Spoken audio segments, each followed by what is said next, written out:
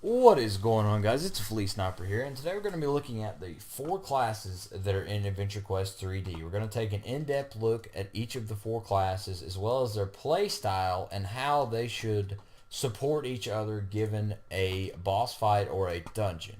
Without any further ado, let's jump straight into the video.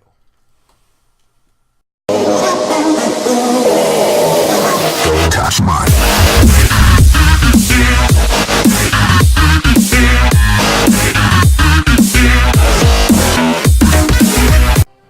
Alright guys, so first up we have the Warrior, and in most games this is the most popular class based on player skill level at the beginning. They're not that good, so they kind of just want something that's going to survive and do damage, which the Warrior does. And so each class has 4 skills. The Warrior's 4 skills are as follows: Vorpal Strike, which is a powerful strike that dazes your foe for 3 seconds. Rendering Cut, which cripples your enemy with a precise slash and weakens their attack power. Whirlwind, which is basically you spin in circles and you hurt a lot of enemies, whoever's nearby, and you get your damage increases as your health decreases. And then you have Warcry, which is a buff to your nearby friendly players, which gives them 10% of their attack power for 20 seconds. So you see that based on this, the Warrior is going to be an upfront class, but the best way to play the Warrior is by being up front and dealing damage while supporting your teammates. So say you give off your Warcry buff to your mages who are in the back doing damage, then you roll in and prevent the enemies from coming to attack the mages. That's kind of like your big thing with the Warrior. And the Warrior's got a pretty high survival rate, however, he's still going to be susceptible to damage, so that's where the Mage's buffs are going to come in big handy to the Warrior. And we're going to see each of the classes buffs in action here in just momentarily, and so I gotta find another player who is attacking a enemy, and this guy over here is. So I'm gonna go over here and give him my buff. Now I gave him the Warcry buff. Now we're gonna see how quickly he takes out this Frogzard. He's a lower level, so it's gonna be a while, but it made a huge difference for him to have that 10% attack buff, so that he kills things 10% quicker at basically. So if you buff, say, 5 or 6 people with a 10% attack buff, that's 50 to 60% more damage they're going to be doing, basically. They're going to be doing quite a bit more damage to the enemy targets. Now moving on to the second class that we're going to be focusing on, which is the Mage. And the Mage has 4 skills as well, and these skills are as follows: Fireball, which is a very powerful fire attack that also burns your target for 9 seconds. Lightning Strike, which blasts them with lightning and dazes them for 6 seconds. Magic Shockwave, which damages all nearby enemies.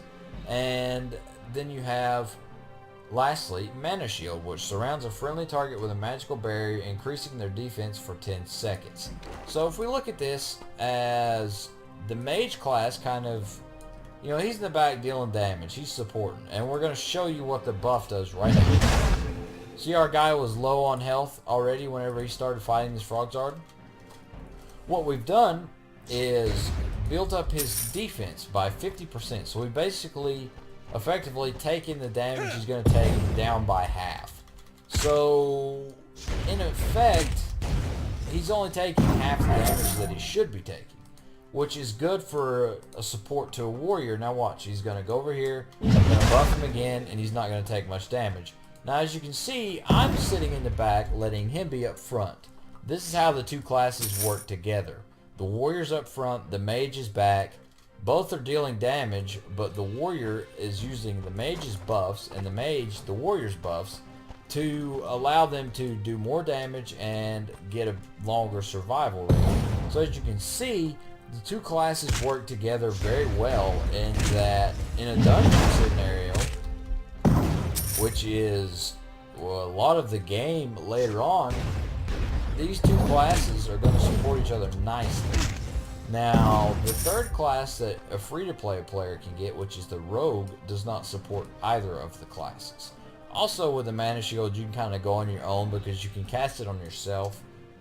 If there's no friendly target around, or you're not casting it on somebody, you cast it on yourself, and you get the buff. But as far as it goes, the Mage is a big damage dealer and one of the highest damage dealers, if not the highest. So it allows you to support your friendlies while also dealing a lot of damage. Now, here's the Rogue class, which is my next focus, and it has 4 skills. They all have 4 skills. I say it every time. But the first skill is a Poison Strike, which is a thing that stacks. It stacks up to 4 times.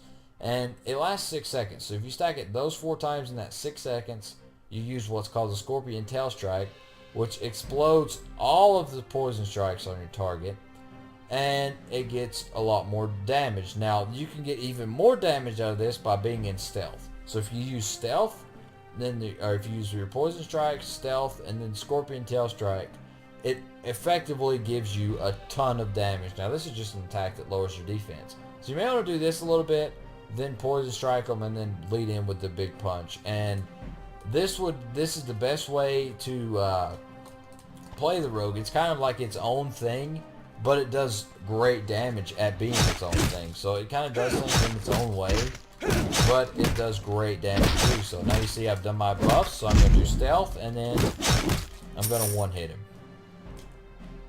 Now see, each class has its own unique, how should I put this? It's got its own unique play style, the way that you play it. Everyone's different. The Rogue has some really nice buffs that stack up that bring out the big damage. And so does the Guardian, as you will see later in the video. And you can see I activate stealth, and boom. So the Rogue class is really, it's one of the better classes in the game, and it kind of fits into the meta nicely. But it's a better solo class. If you're going on your own, and you're not going to be using friends to help you, or you're not going to be making use of those buffs that the friendlies are going to give you, then you're going to want to just take the Rogue class out, because being able to stack that much damage into one little scenario, as long as everything looks like it's supposed to, works out wonderfully. Because I can stack up enough damage to, once the time I get to where I'm ready, I'll already have one shot at these guys. And if you guys want me to, I'll go in a little bit more in depth on these classes in another video. And this makes all of the free-to-play classes. And stick around if you want to see some gameplay of the Guardian class, which I'm about to discuss right now. But if not, have a nice day. Alright, so the Guardian class. The 4 skills that it gets are as follows. The Guardian Strike, which gives you a Guardian mark, which is the same. It works in a similar scenario as the Rogue class's buffs. So basically it stacks the same way. And it also, the difference between them is, this one, both of these attack use Guardian marks. And so this one's a lot more powerful attack if you have, depending on the number of Guardian marks you have. This one heals you, and it heals you a different percentage depending on the number of marks you have. So basically, if you get the attack to hit, like this attack doesn't hit all the time, but it does hit, you're going to heal yourself by quite a bit if you've got all your marks stacked. Or you're going to do a lot of damage with this, it's vice versa. Now this is a big thing for the Guardian, the Guardian's Oath. And it allows you to focus enemies' attacks on you and weakens and staggers them. It lasts 10 seconds. So remember how I was giving you the scenario earlier with the Mage and the Warrior?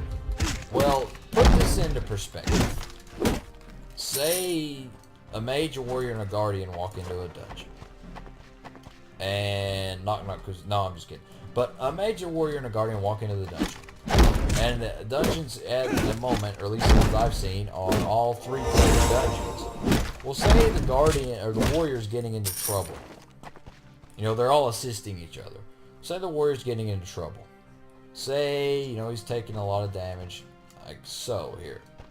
Now I'm going to focus the attacks on me, see how they ignore him and come straight at me. So what that allows the Warrior to do is back off a little bit, get his health up, and as the Guardian, because I'm a stronger class as far as I have the only one with a personal heal, I'm able to take and heal myself while fighting. So basically I can stack my marks, heal myself, and let the Warrior kind of back off and recuperate. And by the time he gets recuperated, the Mage can buff him, he can come back in, and I can kind of back off and recuperate. And then whenever it's time, you can alternate in boss fights so that you can approach them with a different level of strategy than previously in most MMOs. So it gives you the ability to strategize with 2 to 3 other players, usually 2, and allows you to move through dungeons with extreme success. Now that is only if you get to the level of using each class to support the other, and that's a big thing in this game. You know, each class can support the other classes if you play them right. So the biggest thing is, with a game focused so much on teamwork, and with it going to be focused greatly on teamwork, even in the closed beta, I've noticed that these classes support each other so well that once the game drops the live server and guilds get bigger and people start really playing together, this game's going to be very popular because it's easy for everyone to help each other out. Now the rogue, if you'll pay attention, kind of got left out of my discussion. However, you can substitute the warrior for the rogue simply because he's going to be able to deal as much, if not more, damage, and you can still buff him just the same with the mage as you can with anything. So basically the rogue's going to be able to use the same buffs as the warrior. It's just not going to be as effective. He's going to be more effective at dealing personal damage, but he does not have the buff that buffs the team's damage. So he's going to do more personal damage than he is, I guess you could say, in a supportive kind of role, if that makes any sense. So these classes all work together, and if you're not playing with anyone who's got a guardian status, taking and substituting and just using the 3 main classes, or even like 2 warriors and a mage, or 2 mages and a warrior, it's going to be a really strong setup any way that you go about it. And so the classes work together so flawlessly already in the game that all you need to do is find some friends who you can communicate over voice with, and you can immediately start to do things like flawlessly roll through dungeons and just different things because the classes work so well together. I mean, I started out playing the game and there's no class guides. Like, oh, this is the mage class, this is the warrior class, this is the rogue class, whatever. But there's no guides that tell you, hey, this does this, and like you can support your friendlies by using these moves. And basically the holy trinity, of most MMOs is in this game, just in a different sense. The warrior, the mage, and the guardian are going to be the holy trinity in this game. That's going to be the 3 to have for the dungeons because of how they support each other. And hopefully this video makes a big difference in how you play the game and how each class supports each other. And if it does, be sure to drop a like down in the description below and give me some feedback. What do you guys think my next topic should be? Should I talk about the crafting system, go a little bit in depth on that, or should I do dungeons? Or just let me know in the comments down below what you want to see in my next video. And you guys are awesome. Be sure to subscribe for some more content. Thank you.